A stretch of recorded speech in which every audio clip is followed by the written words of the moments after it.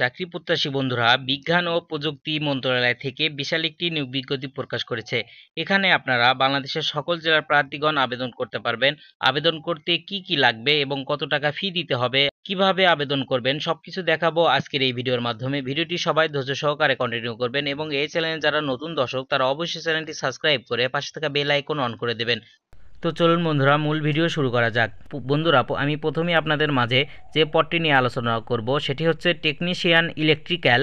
এখানে বেতন দেওয়া হবে 12,500 টাকা থেকে শুরু করে 30,230 টাকা। এখানে দুইজন নেওয়া হবে।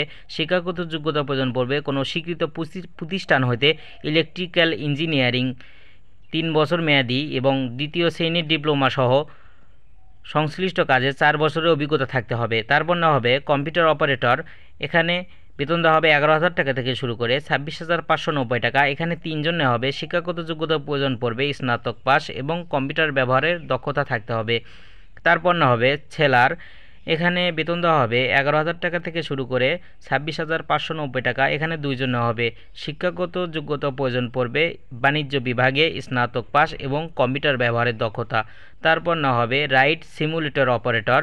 এখানে একজন নেওয়া হবে। বেতন দেওয়া হবে 10,200 টাকা থেকে শুরু করে 24,680 টাকা।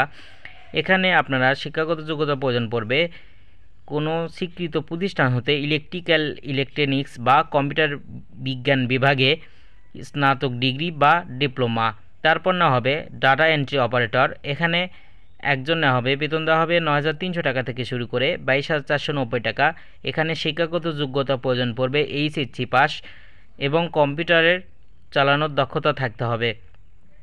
তারপর নেওয়া হবে টিকিট চেকার। এখানে একজন নেওয়া হবে। বেতন দেওয়া হবে 9,300 টাকা থেকে শুরু করে 22,490 টাকা।